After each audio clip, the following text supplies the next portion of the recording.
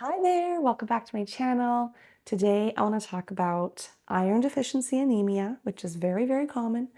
And I'm going to also talk about how it relates in pregnancy. If you are not pregnant, that is okay. There's still going to be loads of information in here for you. But specifically my story, I am currently 38 and a half weeks pregnant with my fifth baby. And the first time in any of my pregnancies that my hemoglobin and ferritin dipped a little too low for our liking, and I needed to do something about it. Hi, I'm Shanelle, a former nurse, mom to 5, and homesteader alongside my husband. Through this channel and my Ready Family Guide, I help families reclaim health, joy, and purpose at home. Here you'll find natural remedies, from scratch living, and simple steps towards a healthier, more intentional life. Families today need to rise up as the gatekeepers of their homes, protecting what comes in and nurturing true wellness. You are not alone. Welcome to our home era. So I want to kind of go through a lot of information. You may know some of this about iron in the body and some of the basics behind that and some of my thoughts around that.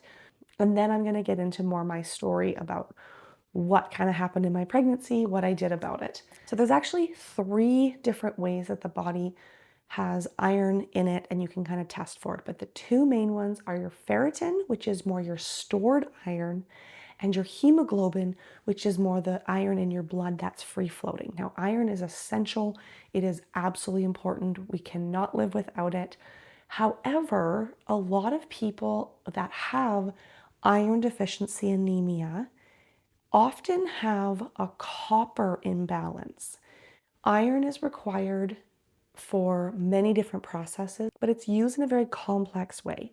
So if you are experiencing iron deficiency anemia, your doctor says, okay, your hemoglobin's low, or they might just say your iron is low, your ferritin is low.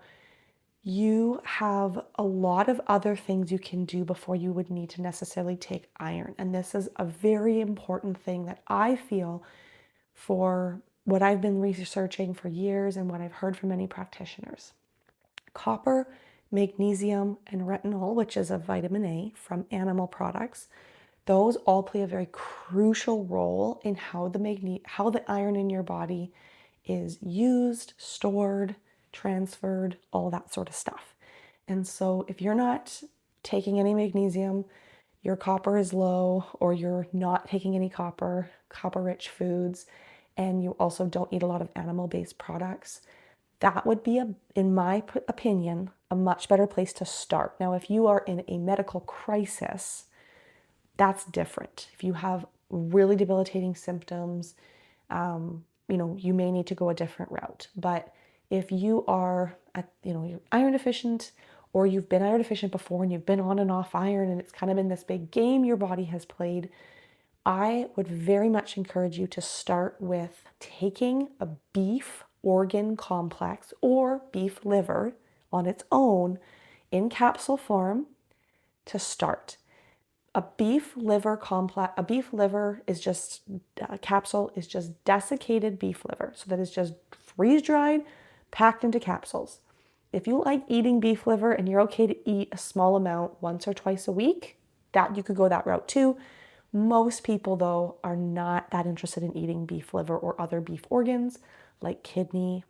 And so having a complex capsule or just the beef liver, I have been taking beef liver for like 6-7 years. I've used it as a prenatal for my last several pregnancies, and it is phenomenal.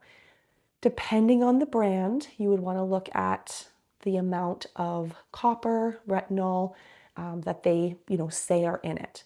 The brand that I take is called Higher Healths, and it is the brand I've always taken. It's a Canadian brand, an Alberta brand, which is where we live. And they say that a daily dose of your beef liver, which is 6 capsules, is going to give you 2.7 milligrams of copper, which is phenomenal.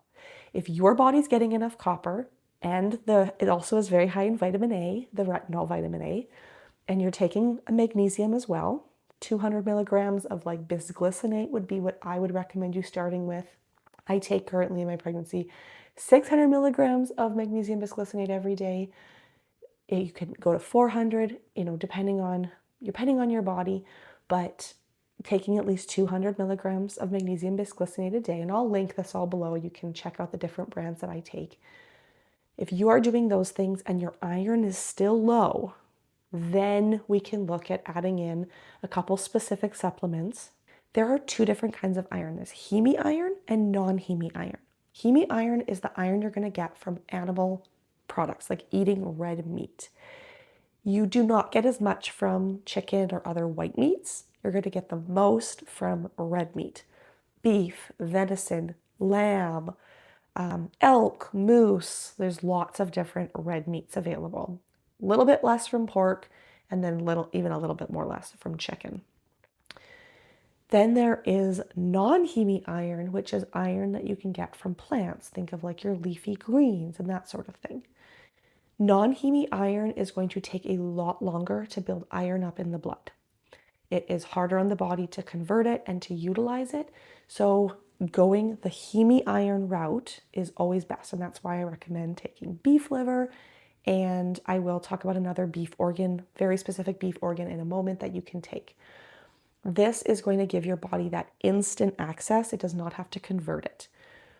When you are consuming iron-rich foods, you want to make sure you're not pairing them with calcium-rich foods. You're going to have that be a few hours apart.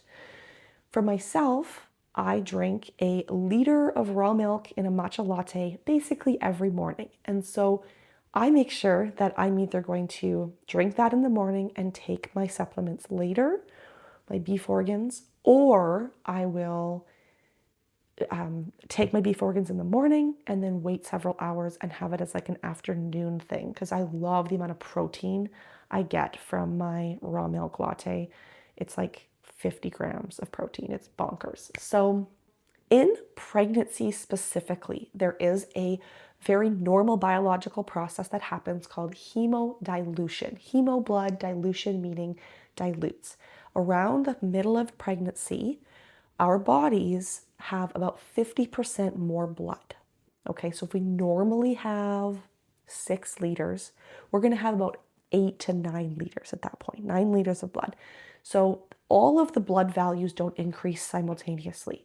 A body takes a lot longer to build some of the other components of blood. And so there is going to be more plasma, which is kind of like the waterish part of blood, than some of the other components. And so naturally, hemoglobin, ferritin, several of these levels will naturally dip a little bit, okay? Depending on your practitioner, if you have an obstetrician or a doctor that is very Western medicine minded, that might really freak them out if your hemoglobin drops. And you might need to advocate for yourself a little bit on that sort of situation. I have had midwives my last 4 pregnancies, and my midwife and I, we get along really well. Being a retired registered nurse, she knows that I feel very, educated in certain areas, and she's always very respectful of my decisions. My 4th pregnancy, my baby I had 2.5 years ago, my hemoglobin dropped a little bit. I think it was about 115, and my ferritin was, I believe it was 11. So it was low. It was lower than it maybe should have been, but I was asymptomatic and she was comfortable with that, and so was I. So I didn't do anything different. This pregnancy, around 30 weeks, about 2 months ago, my values dipped even lower than they had my last pregnancy, and my hemoglobin was at 108 and my ferritin was 6. Ferritin being the stored iron, they weren't as worried about that. The hemoglobin, however, was what they were like, ooh, we really should try and get that above 110. So she said, you're a candidate if you want IV iron. And she's like, she knew I was going to be an absolute no for that option, especially being asymptomatic. And I had time to get things back up. Pumping a bunch of iron into the blood that way was not going to be an option for me. So I said, let me do my protocol that I want to create here, and we'll test again in 4 weeks. It was to the day 4 weeks. We retested, and we'll see what we can do, and then we'll go from there. I said, if I become asymptomatic, something starts happening with baby, or it drops lower, 100% we will look at our other options. But I knew I wanted to go the more natural route to start. So this was the plan that I put into place. 30 weeks pregnant, got my lab values back. They're low. I ordered beef spleen organs, and I'll link that below. Again, if you want to go a more softer approach, I would recommend taking a beef organ complex like through Higher Healths or another very reputable brand of beef organs. That's going to give you usually spleen, heart, or kidney, and liver. And that's going to have more iron than just the liver on itself, but not as much as spleen on its own. Taking the spleen and the iron simultaneously is what I did. So I kept taking my regular 6 capsules of beef liver, which gave me my 2.7 milligrams of copper, and I added on taking full 6 capsules of the beef spleen, which, according to the specific brand I took, was about 12 to 13 milligrams of iron. Now, the body doesn't absorb all of the iron. Our body doesn't absorb all of the anything, usually, of what we consume. It will, depending on your digestive tract, what else you're consuming with it, all of these things, it will be able to absorb, sometimes 30 to 50%, sometimes lower, depending on the type of vitamin or supplement. So I was taking that every day, and I was always making sure that I was not having it with the calcium-rich foods and choosing to have it with a vitamin C-rich drink. Now, I love making an Adrenal cocktail every day with lemon water, like a full squeeze lemon. I'll add some water in there. I'll add a little bit of juice for like pure fruit juice just to make it super yummy. I add in potassium.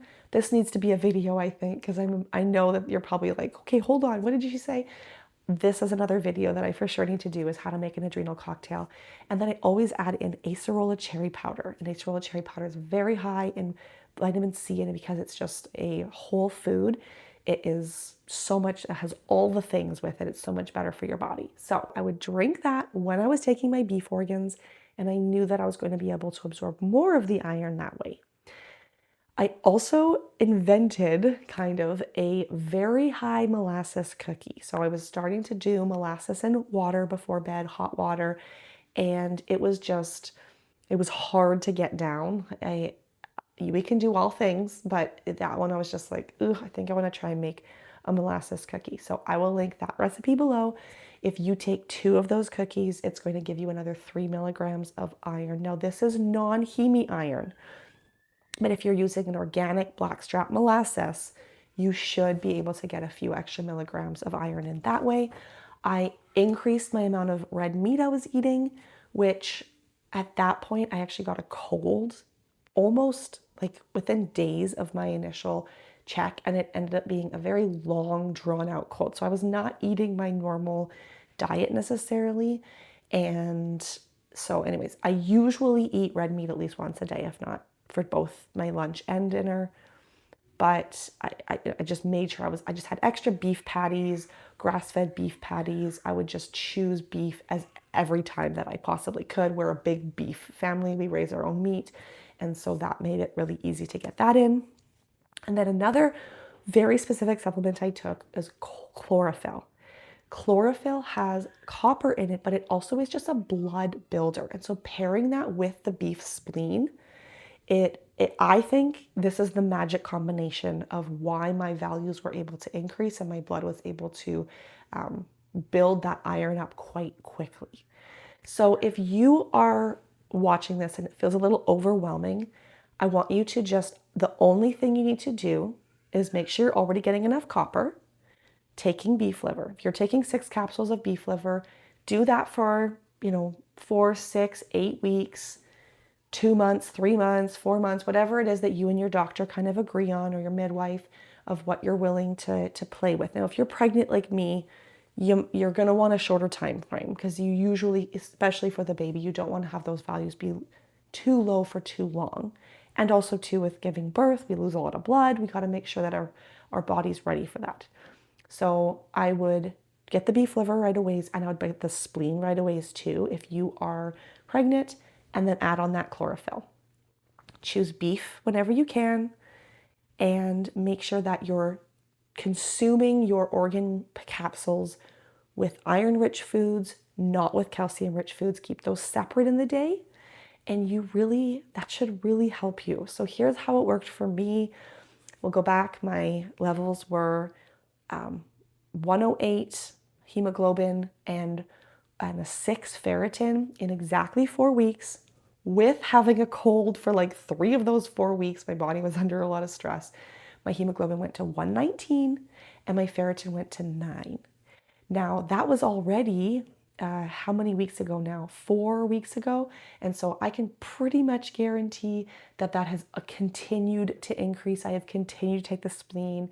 I feel great. I feel strong. I feel energetic. One really cool thing I did notice, I get a lot of bloody noses. I always have from being a child. My dad did as well. I think we just have, vessels that are right close to the skin inside of our nose.